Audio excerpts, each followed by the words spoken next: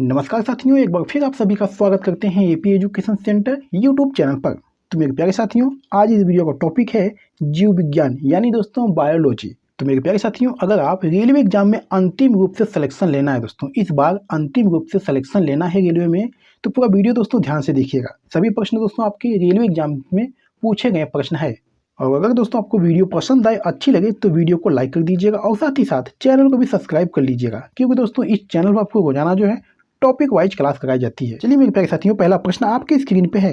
1928 में Alexander Fleming ने किस एंटीबायोटिक की खोज की थी? मेरे प्यारे साथियों, मैं आपको बता दूं कि इस वीडियो में जितने भी प्रश्न लिए गए हैं, अगर आपको किसी भी प्रश्न का आंसर पहले से पता रहता है तो अपना स्कोर कमेंट बॉक्स में जरूर दीजिएगा, ठीक है। तो मेरे प्यारे साथियों, इस प्रश्न का सही आंसर देने का प्रयास करिएगा। 1928 में अलेक्जेंडर फ्लेमिंग ने किस एंटीबायोटिक की खोज की थी?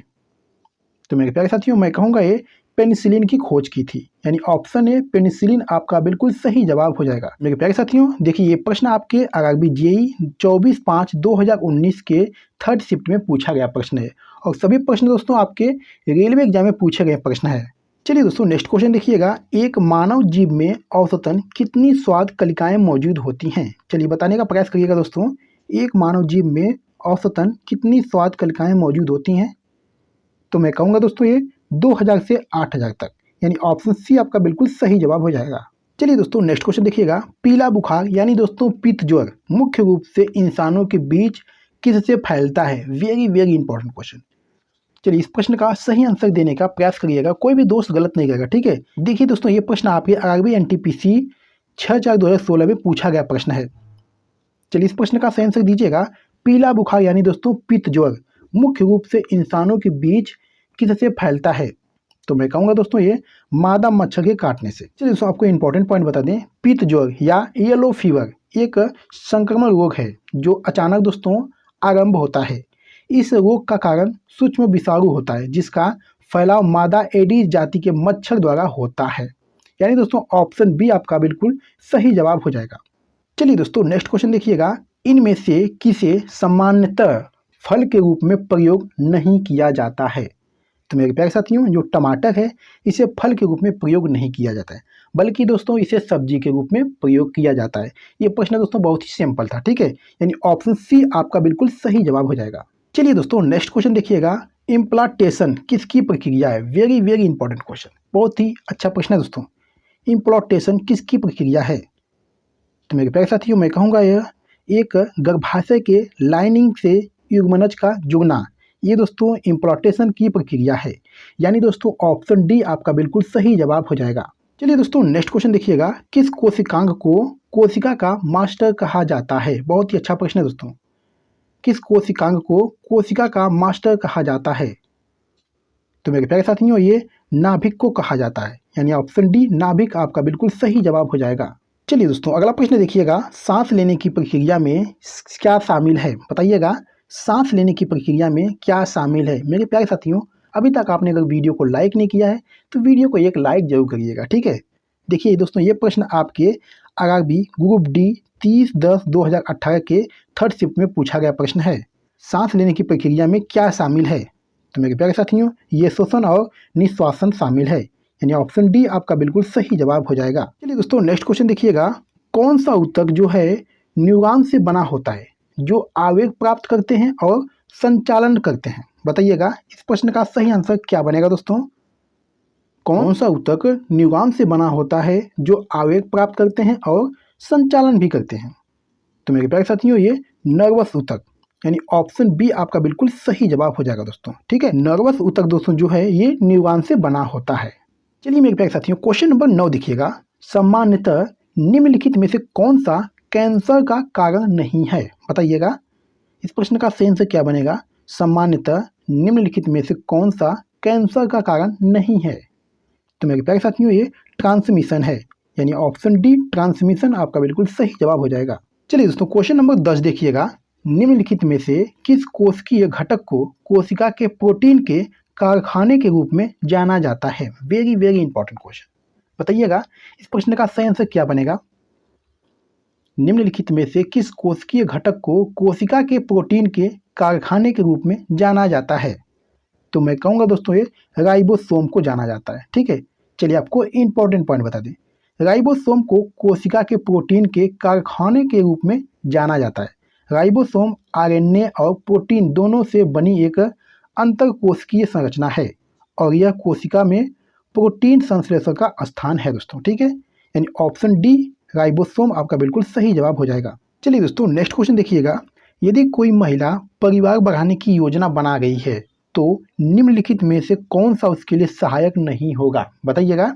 यदि कोई महिला परिवार बढ़ाने की योजना बना रही है तो निम्नलिखित में से कौन सा उसके लिए सहायक नहीं होगा? तो दोस्तों ये धूम्रपान और शराब का सेवन। ठीक है, यानी ऑप्शन बी आपका बिल्कुल सही जवाब हो जाएगा। चलिए दोस्तों नेक्स्ट क्वेश्चन देखिएगा। निम्नलिखित में से कौन उभयचर नहीं है? बहुत ही सिंपल सवाल है दोस्तों। निम्नलिखित में से कौन उभयचर नहीं है? तो दोस्तों ये मगरमच्छ, यानी ऑप्शन ए मगरमच्छ आपका बिल्कुल सही जवाब हो जाएगा। चलिए दोस्तों नेक्स्ट क्वेश्चन देखिएगा। रेखित और अरेखित पेशी कोशिकाओं में क्या अंतर है? बहुत ही अच्छा प्रश्न है दोस्तों। देखिए ये प्रश्न आपके दोस्तों आरआरबी ग्रुप डी 12/9/2022 के सेकेंड शिफ्ट में पूछा गया प्रश्न है दोस्तों। चलिए बताइएगा, रेखित और अरेखित पेशी कोशिकाओं में क्या अंतर है? तो मेरे प्यारे साथियों मैं कहूँगा ये अरेखित पेशियों का ऐच्छिक संकुचन नहीं होता, जबकि दोस्तों ऐच्छिक पेशियों का अपनी इच्छा से संकुचन होता है। ठीक है, ध्यान दीजिएगा दोस्तों, अरेखित पेशियों का ऐच्छिक संकुचन नहीं होता, जबकि दोस्तों ऐच्छिक पेशियों का अपनी इच्छा से संकुचन होता है। यानी ऑप्शन डी दोस्तों इस प्रश्न का बिल्कुल सही जवाब हो जाएगा। चलिए दोस्तों नेक्स्ट क्वेश्चन देखिएगा। लिटमस का घोल किससे निकाला जाता है? बहुत ही अच्छा प्रश्न है दोस्तों। इस प्रश्न का सही आंसर देने का प्रयास करिएगा दोस्तों। लिटमस का घोल किससे निकाला जाता है? तो मैं कहूँगा दोस्तों ये लाइकेन से निकाला जाता है। ठीक है दोस्तों, लिटमस विलियन बैगनी रंग का रंजक होता है दोस्तों, जो थैलोफाइटा समूह के निचेल पौधे से निकाला जाता है दोस्तों। ठीक है, यह एक प्राकृतिक सूचक होता है। यह विलियन न तो अम्लीय और न ही क्षारीय होता है। ठीक है, यानी ऑप्शन सी इस प्रश्न का दोस्तों बिल्कुल सही जवाब हो जाएगा। चलिए दोस्तों नेक्स्ट क्वेश्चन देखिएगा। निम्नलिखित में किस समूह के पादपों के बीज आवरण रहित होते हैं? बताइएगा, इस प्रश्न का सही आंसर क्या बनेगा? निम्नलिखित में से किस समूह के पादपों के बीज आवरण रहित होते हैं? तो मैं कहूँगा दोस्तों ये अनावृत बीजी। आपको बता दें दोस्तों कि इस समूह के पौधों में बीज आवरण रहित होते हैं। इसमें अंडाशय का अभाव होता है। यह पौधा सदाबहार, काष्ठीय तथा लंबा होता है दोस्तों। ठीक है, यानी ऑप्शन ए आपका बिल्कुल सही जवाब हो जाएगा। चलिए दोस्तों नेक्स्ट क्वेश्चन देखिएगा। निम्न में से कौन सा भाग प्रकाश को मानव आंख में प्रवेश करने की सुविधा प्रदान करता है? तो मेरे प्यारे साथियों ये कार्निया है। ठीक है, यानी ऑप्शन ए आपका कार्निया बिल्कुल सही जवाब हो जाएगा। चलिए दोस्तों नेक्स्ट क्वेश्चन देखिएगा। एम्फीबियन पौधों को निम्नलिखित में से किस समूह में रखा गया है? तो मेरे प्यारे साथियों ये ब्रायोफाइटा में रखा गया है, यानी ऑप्शन डी ब्रायोफाइटा आपका बिल्कुल सही जवाब हो जाएगा। चलिए दोस्तों नेक्स्ट क्वेश्चन देखिएगा। निम्न में से कौन है जो आंखों को लेंस की फोकस लंबाई समायोजित करने में मदद करता है? चलिए बताइएगा, इस प्रश्न का सही आंसर क्या बनेगा दोस्तों? निम्न में से कौन है जो आंखों को लेंस की फोकस लंबाई समायोजित करने में मदद करता है? मेरे प्यारे साथियों ये सिलियरी बॉडी है। आपको बता दें दोस्तों कि सिलियरी बॉडी आंख का एक हिस्सा है जिसमें सिलियरी मांसपेशी शामिल होती है, जो लेंस के आकार और सिलियरी एपिथेलियम को नियंत्रित करती है। यानी ऑप्शन सी आपका बिल्कुल सही जवाब हो जाएगा। चलिए दोस्तों नेक्स्ट क्वेश्चन देखिएगा। प्रजातियों की व्यक्तिगत संख्या को बनाए रखने और उनके विलोपन को रोकने के लिए निम्नलिखित में से कौन सा आवश्यक है? चलिए बताइएगा, कोई भी दोस्त गलत नहीं करेगा। ठीक है, इस प्रश्न का सही आंसर देने का प्रयास करिएगा। प्रजातियों की व्यक्तिगत संख्या को बनाए रखने और उनके विलोपन को रोकने के लिए निम्नलिखित में कौन सा आवश्यक है? तो दोस्तों ये प्रजनन जो है आवश्यक है, यानी ऑप्शन बी प्रजनन आपका बिल्कुल सही जवाब हो जाएगा। चलिए दोस्तों नेक्स्ट क्वेश्चन देखिएगा। निम्नलिखित में से कौन सा मानव रक्त में मौजूद एक वरक है जो ऑक्सीजन को हमारे फेफड़ों से शरीर के सभी अंगों में ले जाता है? चलिए बताइएगा, कौन सा मानव रक्त में मौजूद एक वरक है जो ऑक्सीजन को हमारे फेफड़ों से शरीर के सभी अंगों में ले जाता है? तो मेरे प्यारे साथियों ये हीमोग्लोबिन है। चलिए आपको बता दें कि हीमोग्लोबिन लाल रक्त कणिकाओं में उपस्थित एक तरह का प्रोटीन है जो ऑक्सीजन को हमारे फेफड़ों से शरीर के विभिन्न भागों तक पहुंचाता है और कार्बन डाइऑक्साइड को शरीर के अन्य भागों से फेफड़ों तक पहुंचाता है। यानी दोस्तों ऑप्शन ए हीमोग्लोबिन आपका बिल्कुल सही जवाब हो जाएगा। चलिए दोस्तों नेक्स्ट क्वेश्चन देखिएगा, इनमें से कौन सा जीव परजीवी पोषक युक्ति को दर्शाता है? चलिए बताइएगा, इनमें से कौन सा जीव परजीवी पोषक युक्ति को दर्शाता है? तो दोस्तों ये अमरबेल। आपको बता दें दोस्तों कि अमरबेल परजीवी पोषक युक्ति को दर्शाता है, क्योंकि यह एक परजीवी पौधा है जिसमें क्लोरोफिल नहीं पाया जाता है, इसलिए यह प्रकाश संश्लेषण द्वारा अपना भोजन संश्लेषित नहीं कर पाता। यह दोस्तों जिस पौधे पर चढ़ता है उसी से अपना भोजन ग्रहण कर लेता है। तो मेरे प्यारे साथियों, इस क्वेश्चन का जो राइट आंसर बनेगा दोस्तों ऑप्शन डी बनेगा, अमरबेल।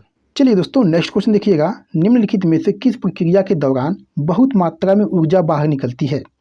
तो मेरे प्यारे साथियों ये वायु श्वसन के दौरान, यानी ऑप्शन सी वायु श्वसन आपका बिल्कुल सही जवाब हो जाएगा दोस्तों। ठीक है, वायु श्वसन की प्रक्रिया के दौरान बहुत मात्रा में ऊर्जा बाहर निकलती है। चलिए दोस्तों नेक्स्ट क्वेश्चन देखिएगा, लैगर हैश के आइलेट्स किस मानव अंग में पाए जाते हैं? तो मेरे प्यारे साथियों ये अग्नाशय में पाए जाते हैं, यानी ऑप्शन बी अग्नाशय आपका बिल्कुल सही जवाब हो जाएगा। चलिए दोस्तों अगला प्रश्न देखिएगा, भारत में इनमें से किस आनुवंशिक रूप से संशोधित फसल की कानूनन खेती करने की अनुमति दी गई है? तो मेरे प्यारे साथियों ये बीटी कपास की, यानी ऑप्शन बी बीटी कपास आपका बिल्कुल सही जवाब हो जाएगा। चलिए दोस्तों नेक्स्ट क्वेश्चन देखिएगा, कैंसर के ऊतकों की जांच के लिए क्या किया जाता है? बहुत ही अच्छा प्रश्न है दोस्तों। कैंसर के ऊतकों की जांच के लिए क्या किया जाता है? तो मेरे प्यारे साथियों ये बायोप्सी किया जाता है। चलिए आपको बता दें, कैंसर के ऊतकों की जांच बायोप्सी द्वारा किया जाता है। रेडियोग्राफी एक इमेजिंग तकनीकी है जो एक्सरे का इस्तेमाल किसी ऑब्जेक्ट की आंतरिक संरचना को देखने के लिए करती है।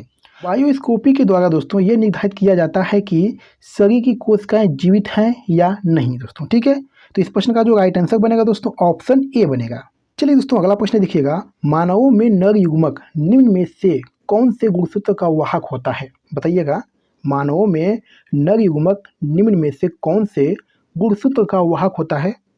तो मैं कहूँगा दोस्तों ये या तो एक्स या वाई गुणसूत्र होते हैं। आपको बता दें दोस्तों कि मानवों में नर युग्मक या तो एक्स या वाई गुणसूत्र का वाहक होता है, जबकि दोस्तों मादा युग्मक केवल एक्स गुणसूत्र की वाहक होती हैं।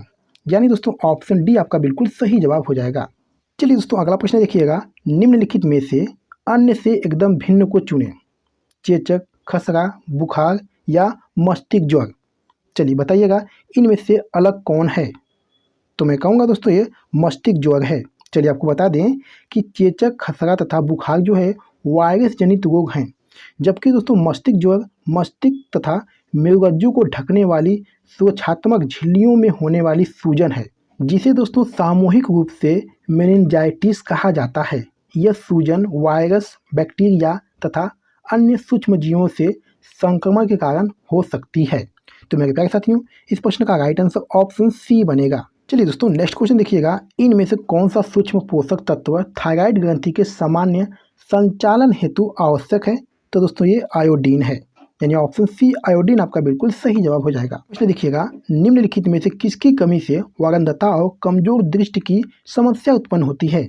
तो मैं कहूँगा दोस्तों ये विटामिन ए की कमी से, यानी ऑप्शन डी विटामिन ए आपका बिल्कुल सही जवाब हो जाएगा। चलिए मेरे प्यारे साथियों इस वीडियो का लास्ट क्वेश्चन है, जठर रस में डुबोने पर पीएच पेपर का रंग कैसा हो जाएगा? बहुत ही अच्छा प्रश्न है दोस्तों। जठर रस में डुबोने पर पीएच पेपर का रंग कैसा हो जाएगा? तो मैं कहूँगा दोस्तों ये लाल हो जाएगा, यानी ऑप्शन बी लाल आपका बिल्कुल सही जवाब हो जाएगा। तो मेरे प्यारे साथियों वीडियो का पर समाप्त करते हैं। आज की वीडियो में बस इतना ही। अगर आप वीडियो को दोस्तों लास्ट तक देखे हैं तो कमेंट करके जरूर बताइएगा कि वीडियो को कैसी लगी, और वीडियो को पसंद आई है तो वीडियो को लाइक करना दोस्तों ना भूलें। तो चलिए फिर मिलते हैं आपसे अगली वीडियो में किसी महत्वपूर्ण टॉपिक पे। तब तक के लिए धन्यवाद।